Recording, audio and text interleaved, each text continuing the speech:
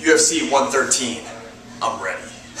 Remington Reed here with CagePotato.com, and we're with Tom, the Filthy Mauler Lawlor, at his basement apartment, and we have him fighting in UFC 13, and just have a couple questions for you, Tom.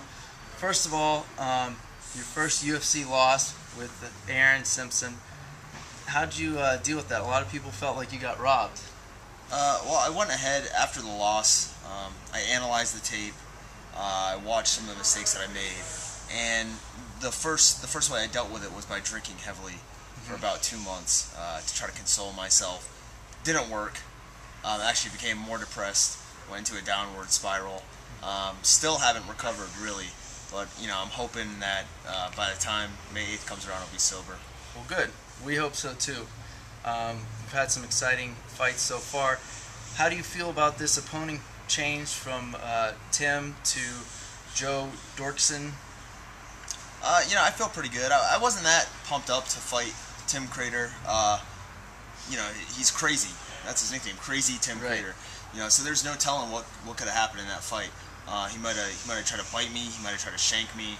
That's true. No clue. So I'm actually, I have a renewed sense of excitement about this fight now that the opponent switched, and he's a dirty fighter. Joe Doerksen is, and seeing as how I'm filthy, I'm gonna try to. Speaking of nicknames, Sure Dog has him as El Dirte.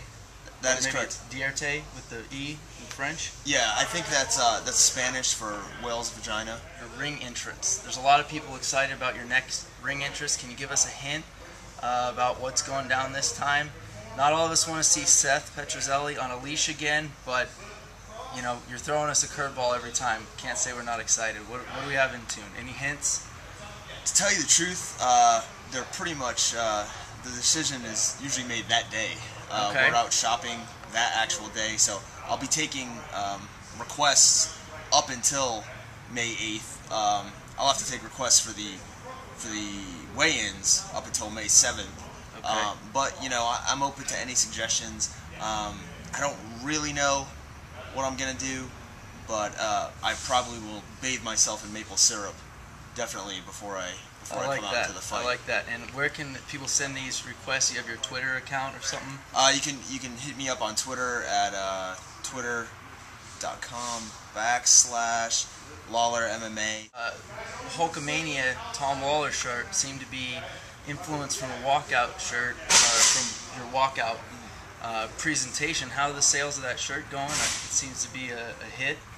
Shirt sold out. Sold out in record time. It was the hottest selling shirt for Tri-Costa, the t-shirt company. UFC 113. What fight are you most excited about besides your own? And what do you think about the Shogun Machida rematch? The Shogun and Machida fight, not really sure what's going to happen in that. I actually did not even see the first fight because I was inebriated at the time, go figure. Yeah. But, I heard a lot of people complaining about the decision. I think Machida's going to win. Just because, from what I understand, there's nicer weather in Curitiba than there is in Belém. It was beautiful. I saw it on TV. Which is where Machida's from. So I think Machida's probably a little bit more angry. Shogun's probably, the summer just wrapped up in Brazil, so he's probably, been relaxing, drinking out of a coconut, pineapple, acai, whatever. But Machida's probably been hard at training because, quite frankly, he lives in the middle of the jungle and there's probably not much else to do. Right. But I am pumped up for that Matt Mitrione versus Kimbo fight, too. Yes. Yeah. Between you and Seth Petrozelli, who would you say is more gay, for lack of a better way to put that? Between me and Seth, who's more gay? I assume that you're speaking of homosexual, or you're talking about happy. I'm really happy. I'll just let that loosely interpreted, and you can give me your answer as you see it fit. Either one, huh? Either or. I'm not sure that. I think it depends on the time. I think it depends on the time of the evening, how many drinks somebody's had. I have actually given up drinking for the past few days because of this. Because of the fight? Well, no, because of this very question. Oh, okay.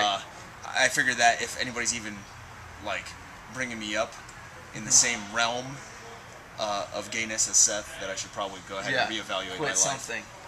Yeah. All right. Well, we heard you earlier with some a lot of throwing out some TNA names, some wrestling names. Is it true that you had a little history in professional show wrestling, or I guess we could call it? Well, at the heart of my existence, first and foremost, I would consider myself a catch wrestler in the style of previous greats like George Hackenschmidt, Stanislaus Zabisco, some of these other guys who were around way back in the day at the turn of the century. You know, as things progressed and pro wrestling came along, okay, I started to go ahead and involve myself in that, and now the MMA has gone ahead and taken over, kind of where pro wrestling, you know, failed, for lack of a better word. Now I'm going ahead and delving into that. So I'm going ahead, I'm covering all the spectrums of wrestling. From the very beginning to when they show the timeline of MMA, you're going to be I will be going at every notch through there. Yes. Right. I like that. So would you be willing to show me some old school pro wrestling moves? No.